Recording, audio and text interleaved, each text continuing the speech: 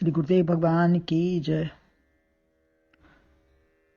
श्रीमद् भगवद गीता के 8वें अध्याय में श्री भगवान अर्जुन के 7 प्रश्नों के उत्तर में परमात्मा की प्राप्ति का उपाय बताते हैं।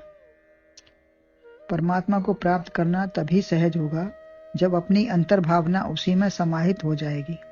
यद्यपि अपना आप ही है, फिर भी प्रयत्न पूर्वक परमात्मा वृत्ति व ब्रह्माकार वृत्ति होगी तभी प्राप्त हो पाएगा। जीवन भर प्रयत्न हो, तस्मात् सर्वेषु कालेषु, हर समय परमात्मा के स्मरण में ही व्यतीत हो।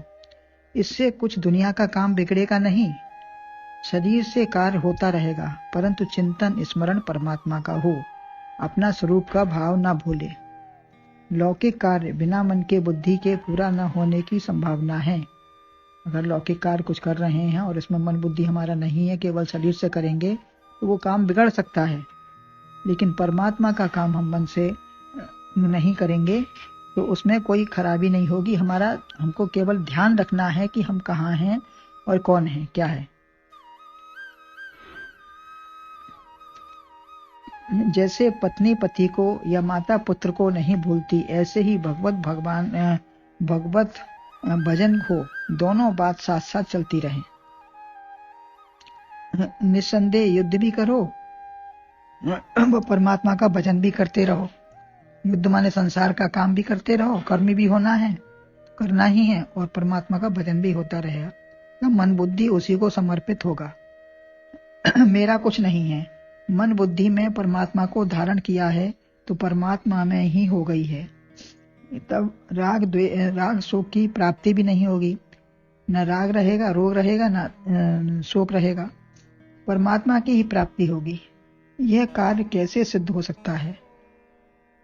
अब 8वें श्लोक में बताते हैं कि यह कार्य कैसे सिद्ध होगा। अभ्यास योग युक्तेन चेतसा नान्यगामिना परमं पुरुषम दिव्यम याति पार्थानुचिंतयन्। अर्थात अभ्यास बल से युक्त योगी चित्त अपना साध के उत्तम पुरुष को प्राप्त होता है, उसे आराध के। इसका अन्वय बताते हैं।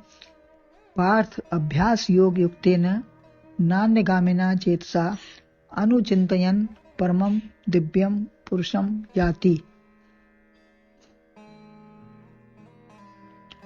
प्रथा पुत्र उसका संबोधन है। प्रथा पुत्र परमेश्वर ही है लक्ष्य, जिसका लक्ष्य एक बनाकर उसी की ओर आगे बढ़ते जाएं। जैसे मार्ग में कष्ट या आराम, धूप या गर्मी, संगी साथी अच्छे खराब कैसे भी हों, यदि कष्ट भी मिला तब भी थोड़ी देर का ही समझकर, क्षणिक जानकर उसको शांत रहते हैं, सब सहते रहते हैं। बड़ा आराम मिला तब भी छोड़ना ही है। आसक्ति, मोह, सुख या वेदना कुछ भी वहां नहीं है। हम नहीं देखते हैं कि हमको क्या मिला, कैसे हैं।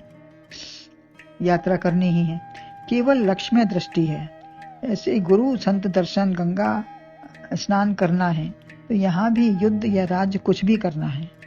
अर्जुन युद्ध क्षेत्र में खड़े हैं तो यहाँ भी युद्ध करना है और राज्य भी मिल सकता है।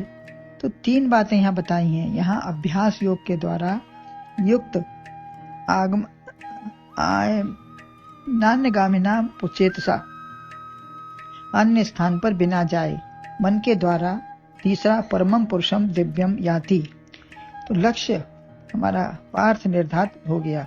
लक्ष्य हमारा निर्धारित हो गया कि हमको क्या करना है, तो हमको फिर अपने लक्ष्य की प्राप्ति में लगना पड़ेगा। अंतर्दृष्टि से लक्ष्य निर्धारित होता है।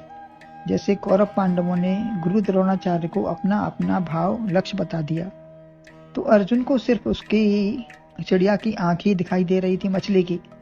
यह निशाना भी अभ्यास वाला ही मारेगा। चिड़िया की आंख में निशाना भी केवल अभ्यास जिसका इतना होगा दृढ़, वो ही मार सकेगा। अन्यथा चंचल आंखें तो चारों ओर भटकती रहेंगी, देखती रहेंगी इधर उधर। दूसरों के अवगुण सद्गुण देखने में जिसकी दृष्टि है तो वो क्या देख पाएगा। हिरण्याक्ष जिसकी अर्थ में दृष्टि हो और हिरण्यकश्यप भोग दृष्टि में हो। अतः अर्थ और भोग ही हमारा लक्ष्य नहीं है। न हमारी अर्थ में दृष्टि है, न भोग में हमारी दृष्टि है। तो धर्म मार्गी ही इसे प्राप्त कर सकेगा। कर्म वर्णाश्रम शास्त्र अनुकूलित हो, दूषित ना हो, जो भी हमारे कर्म हो और वर्णाश्रम के अनुसार शास्त्र अनुकूलित हो और दूषित ना हो। योग दर्शन में 2 प्रकार के कर्म बताए हैं, शुक्ल कर्म और कृष्ण कर्म। काला बाजारी आदि कृष्ण कर्म है और श्वेत कर्म है शुभ पवित्र निर्मल कर्म। इससे अंतःकरण शुद्ध होगा। जैसे कोयला हाथ से छूने से हाथ काला होगा ही, अतः शुभ कर्म का ही अभ्यास हो, चाहे स्वयं या दूसरों के लिए हो, वही करो। यही सबसे बड़ा शुभ या लाभ है। शुभ लाभ क्या है? शुभ कर्म करना और शुभ को ही अपनाना। शुभ या लाभ अन्य कुछ वही है जिसमें हमें मरना न पड़े, जीवन सार्थक हो, आत्म तत्व की प्राप्ति हो जाए, यही सबसे बड़ा लाभ है। संसारी बातें तो बिना अभ्यास के भी आ जाती हैं। गीता का अभ्यास या कंठस्थ करना है या आत्मचिंतन की बात ही कहते हैं। यह श्रवण हो गीता का, मैं कल्याण स्वरूप आत्मा, सबका प्रकाशक, दृष्टा, साक्षी, अजन्मा, अमर हूँ, यही स्वरूप का चिंतन हो, कथन हो। इसी में मन जाए कि हम क्या हैं। को हम कस्तों को तो आयात है, कामे जननी को मैं तात इत प्रभाव सर्वमसारम सर्वम त्यक्ता स्वप्न विचारम। तो ये सब कुछ तो और स्वप्न ही है वास्तव में। जो कल था आज नहीं है और कल भी नहीं रहेगा। ये स्वप्न के समान विचार करते हुए हमारा वास्तविक स्वरूप का हमको लक्ष्य बनाना है। ऐसे अभ्यास से मन, बुद्धि, कर्म शुद्ध व पवित्र होगा। शिवोहम का जाप हो, शरीर की मैं निकल जाए, अतः प्रतिकूल तत्वों को निरस्त करो, अनुकूल तत्वों का प्रवाहीकरण हो, परमात्म चिंतन का प्रवाह कभी बंद न हो, यही प्रगाढ़ प्रवाह हो। गंगा नदी की तरह अभ्यास की धारा चलती रहे। गंगा पलटकर नहीं देखती कैसा तट है, कैसा मार्ग है, या पत्थर या रुकावट भी आ रहे हैं। ऐसा भूतकाल का शरीर संसार मत देखो। भूतकाल में हमारा शरीर कैसा था, संसार क्या था, किसने हमारे संग क्या किया, ये मत देखो। यह मार्ग के पहाड़ हैं, पत्थर हैं, इन्हें न देखकर परमात्मा रूपी समुद्र में मिल जाना है। जैसे मदिरा पीकर सब भूल जाते हैं, उसे नशे का ही ध्यान रहता है और बाकी कुछ ध्यान नहीं रहता, संसार परिवार को कुछ नहीं ध्यान रहता है, केवल अपना नशा ही ध्यान है। ऐसा ही स्वरूप चिंतन का मत हो, उसका ही धारा आगे बढ़ती रहे। बार बार अभ्यास व चिंतन हो। अभ्यास तुमसे नहीं होगा तो किससे होगा? तुम्हारी बुद्धि पत्थर से तो कोमल है। करत करत अभ्यास की जड़ मत होत सुजान, तसरी आवत जात से सिल पर पड़ निशान। तो क्या सोहम का ध्यान नहीं होगा? जब सिल पर निशान पड़ सकता है तो क्या सोहम का ध्यान हम नहीं कर सकते? श्वासा की डोरी खींचते रहो। ऐसा अभ्यास हो कि अन्य कामना ना, एक कदम इधर उधर एक उधर ना जाए, कभी इधर कभी उधर ना जाए। किसी ने कुछ कह दिया तो उधर ना भटकें। एक ही सत्संग मार्ग व गुरु पकड़ लो।